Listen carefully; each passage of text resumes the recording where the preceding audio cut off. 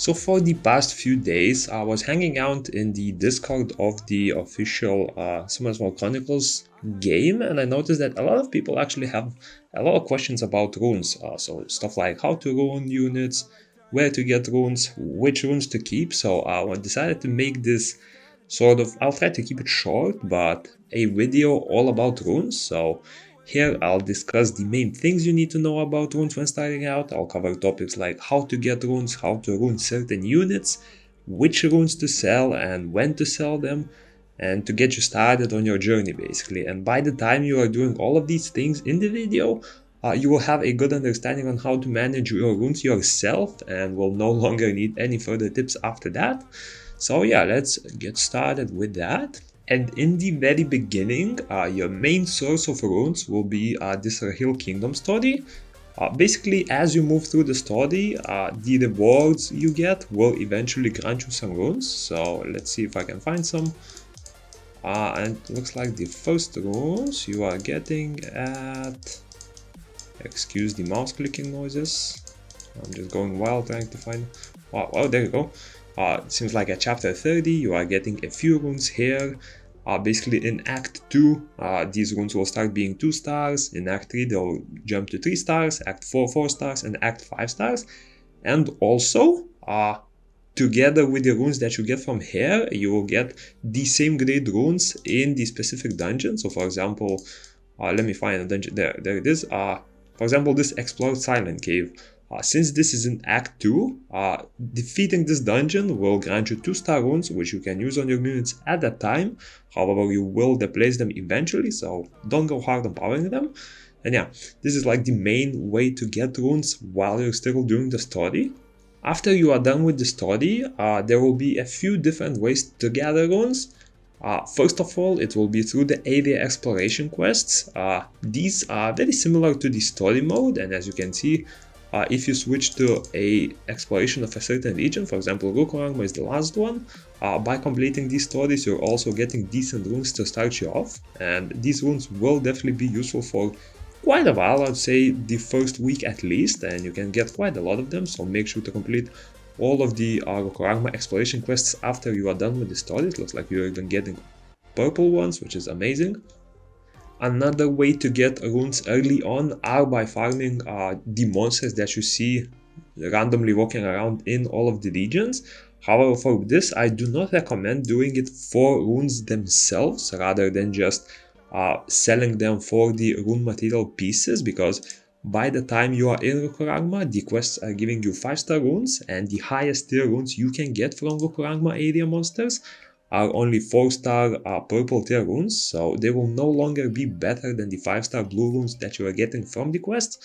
So only do this if you need a rune for a specific quest, for example, or you need just extra materials for those rune pieces that you get them from selling the actual runes. And the last and the main way you get runes is from the Path of Growth. Currently, I know that Hero Area is not released yet, so this is pretty much the main source of runes that you will be getting. And if you go to the Path of Adventure, there will be 5 dungeons. They have 2 different sets each, so you will need to decide which set you would like to focus on. I personally recommend going for the Forgotten Earthshrine or the Terglan's Cave, as these 2 dungeons, in my opinion, give the runes that will help your progress the most. And your goal in these dungeons will be to do level 8 as soon as possible, because at level 8 you are getting 5-star runes. As you can see, at level 7 they drop to 4 stars, but once you're at level 8, as long as you can farm this dungeon on order, you will be pretty much safe to no longer farm any 4-star runes or below, because you'll have a consistent source of runes, and yeah, you won't need to look back further to the weaker ones. And once you've reached level 8, your next goal will be to reach level 12, because at level 12, this is where blue runes are no longer dropped, and the only runes you will get are hero tier or above, meaning that this will also slowly allow you to phase out those blue runes and only keep the stronger versions of the runes. And small tip, while it's not released right now, in the future, well, hopefully pretty soon, you'll also have access to this hero area, which will be like the main source to get legendary tier runes. However, for now, I'm not gonna cover it, as it will not be too important for the first weeks or maybe even a few months until it's released. But yeah, once this is released, you'll also be able to drop these runes from various items, not items, but various mobs like mini bosses. You will also have quests to get these magical rune pieces, which you can later use to craft the legendary killer runes. But yeah, right now we're focusing on what's available in the game and will not touch this for now. And now a quick tip on how I recommend managing and selling your runes. So when in the story mode, as you know, in Act 1 you will be receiving 1-star runes, in Act 2 you will be receiving 2-star runes, and so on. So I will give you a quick explanation on when you could sell your previous runes and equip new ones. So in Act 1, get as many runes as you can, equip the best set that you can, and just run through the Act 1. And starting with Act 2, you will want to start managing your runes a little bit. So by the time you complete Act 2, I would recommend, I think with the 1-star runes you will still be able to pass the whole Act 2. And when you enter Act 3, I do recommend equipping the best runes that you can on your units. Meaning that if your units have 1-star runes and you currently have 2-star runes, I do recommend equipping those. Don't look at the stats much. The main reason why you want to upgrade runes is the raw power of them, regardless of the stat. As long as you are getting higher power numbers, that's all that matters pretty much. The only unit that runes kind of matter on is the Water Garuda, because his heal does scale on max HP, so you can try to get some HP on him. But if you do not have a rune from the story mode where you got HP, don't stress it, you will get it later on. You just need the raw power to get the bonus in the dungeons and pass it that way. Now for when you enter Act 4, you will want to do the same thing as with Act 3, meaning that you equip the best 3-star runes that you got, and you will want to either stash away or sell the other 1 and 2-star runes. However, there's one important note, because it will be a bit harder to get it eventually. I do recommend, if you have assemble runes, so let me show you how they look. If you go to the rune section, these runes. So if you get assemble runes and you get 3-star and green tier runes, meaning that the background should be green, try to save 6 of them, because later on there will be an alchemy profession which you will need these runes for. And if you do not get those runes early on, it will be very expensive to craft through the menu. So if you do manage to pull 6 green tier assemble runes, make sure to add them to the storage. You can access it right here. Just put them in the storage and forget about them until you need them for crafting. And once you move into Act 5, you will finally be able to get 5-star runes, meaning that you will want to do the same as you did with the 3-star runes and the 2-star runes. And for now, you will want to also sell all of your 4-star runes, except, but I mean, of course, before selling, you should equip your units, power those runes even if they're 4-star, and all of the leftover runes that are 4-star or below, you should sell, with a few exceptions. So the first exception is a few energy runes. So if you get 4-star blue tier energy runes, you should save 4 of them, because you will need them for an alchemy profession later on. And also, if you manage to get blade runes, you should also get blue tier 4-star blade runes, so you'll need 6 of them for alchemy profession as well. So if you received any of these 2 runes, do stash them in the inventory as well, and they will help you when you're working on that alchemy promotion later on. Okay, now let's talk all about runes. So the first thing you need to know about runes, and first of all, each rune will have an a specific set for it. So for example, you may get a guard rune, you may get a rage rune. You can get all of these runes except the last 2 on the global servers right now, but these will come out once the Twisted March dungeon is released, so don't worry about them for now. But yeah, the rest of the runes, all of them will have a specific set attached, and as you can see here, each set will require a different amount of runes to be equipped to get the bonus. But basically, for the energy set, for example, you need 2 runes on a specific unit for this bonus to be activated. So for this unit, as you can see, I have 2 runes. So DH rune will be a set of 4 runes, and it will grant you crit damage bonus of 40%.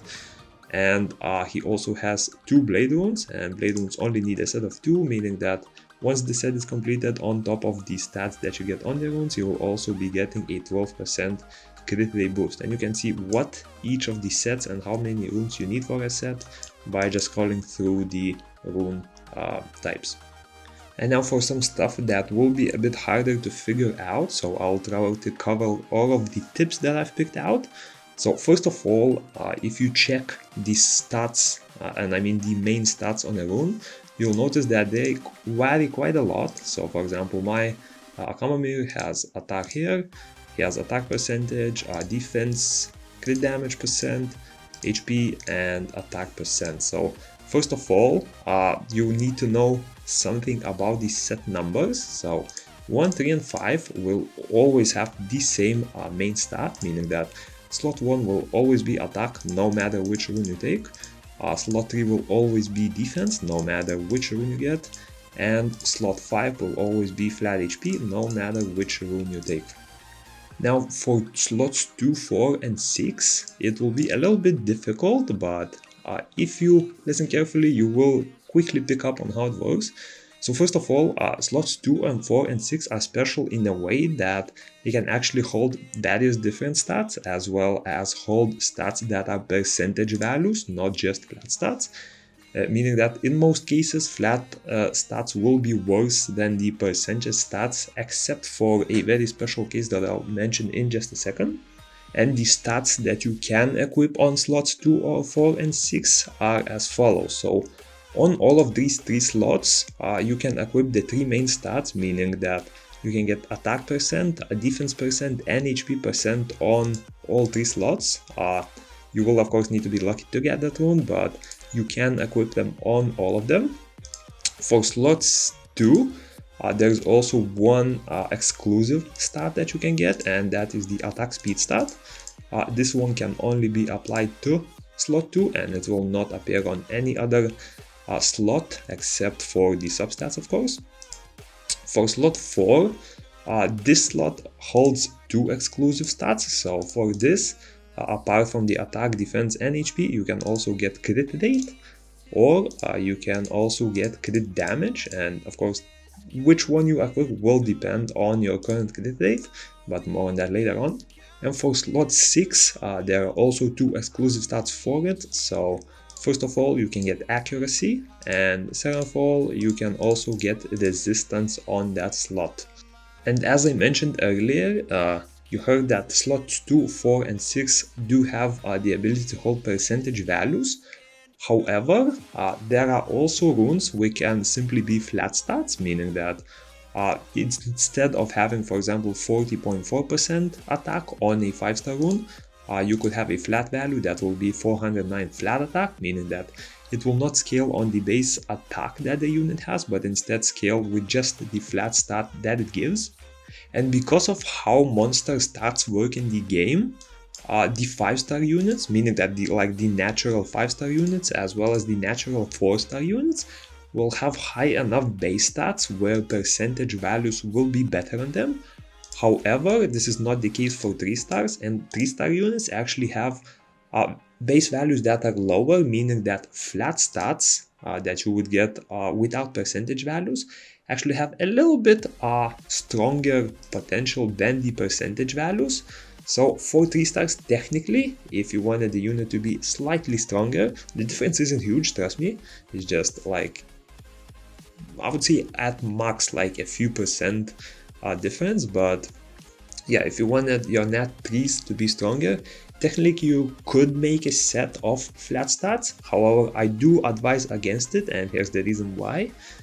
So if you have made your slots 2, 4, and 6 flat, basically they will be better on a nat 3 unit. However, if you wanted to use that rune on a different unit, for example a nat 5 that you have pulled, you're sort of left with a dilemma. So either you are forced to power up a new rune because a flat stat is way less efficient on a nat 5 unit, or you are using the rune that is already powered up but with a flat stat, meaning that on a nat 5 that rune will be way weaker, and I'm not talking a few percent, I'm talking dozens and several dozens percent.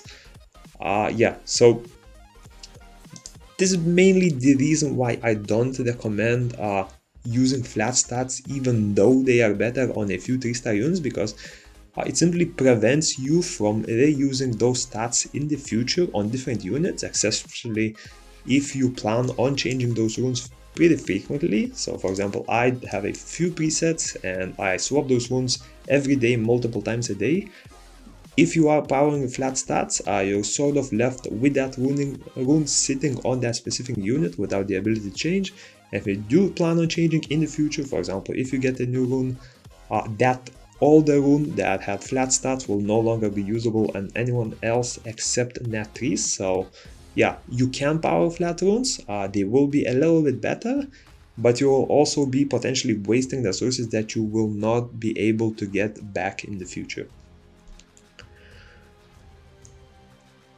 And now let's quickly talk about set bonuses. And in most guides, you will see that a specific recommendation is to actually have all 6 of your runes belong to a certain set, meaning that, for example, if you're running a damage dealer, usually the recommendation will be something like Rage Blade or Fatal Blade, because you use 4 sets of runes, or rather a set of 4 runes for the Rage or the Fatal set, and you use the remaining 2 runes for a set of Crit Blade, for example, which is provided by the Blade rune.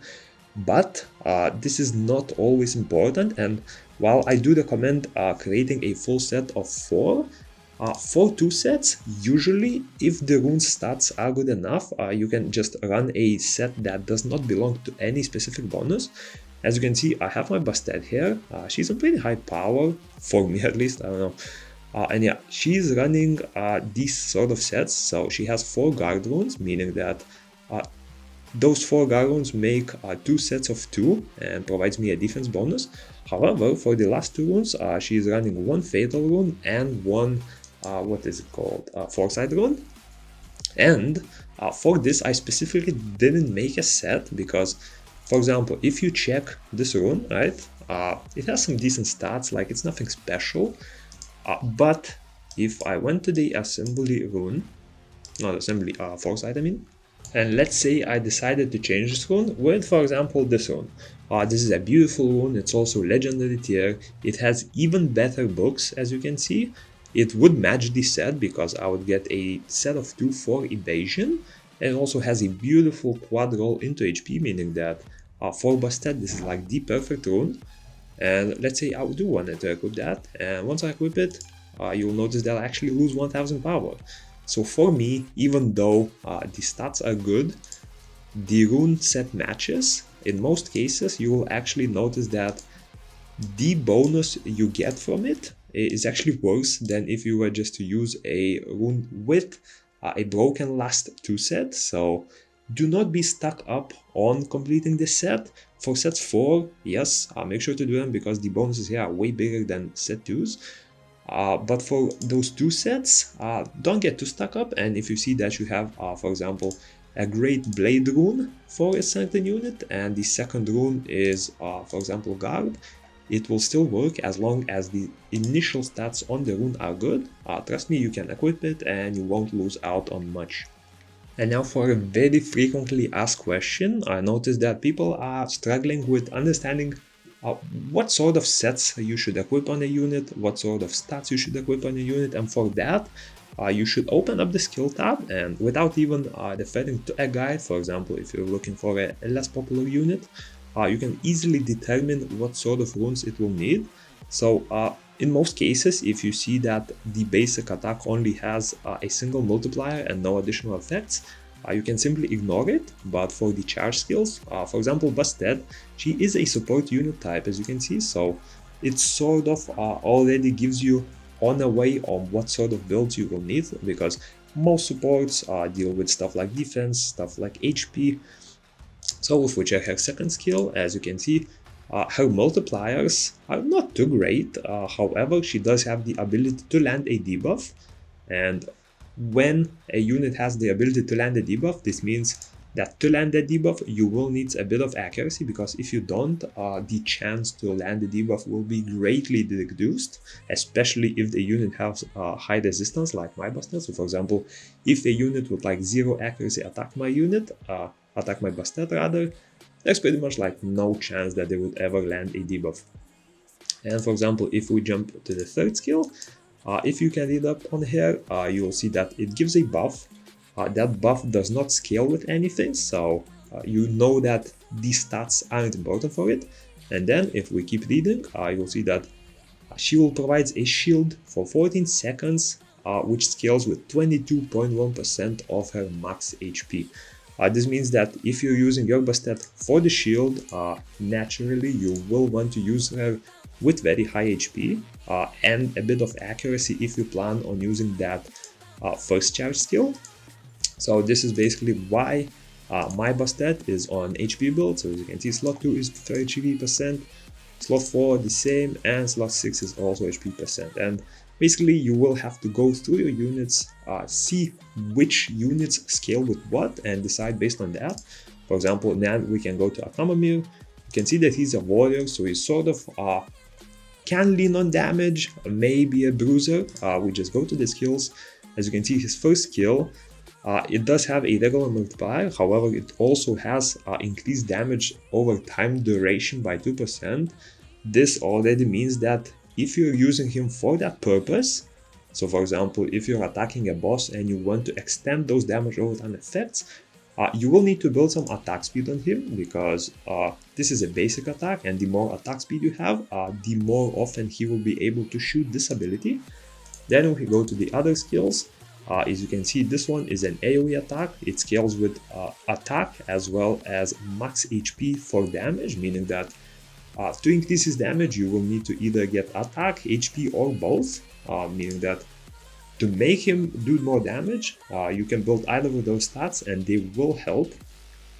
And of course, it also applies electric shock, so if that debuff is important, you also want a little bit of accuracy on him. And of course, the amount of accuracy you put on a unit depends on how much you need a specific debuff. So for me, this electric shock doesn't matter at all, so I didn't even focus on any accuracy, and any accuracy that he got is basically from random runes that are just mixed in the way. And yeah, this is pretty much how you manage the runes and which runes to equip. And yeah, hope you enjoyed. That's about it for the rune management guide. If you have any questions, do drop them in the comments, as I will be more than happy to answer them, and I'll see you in the next one.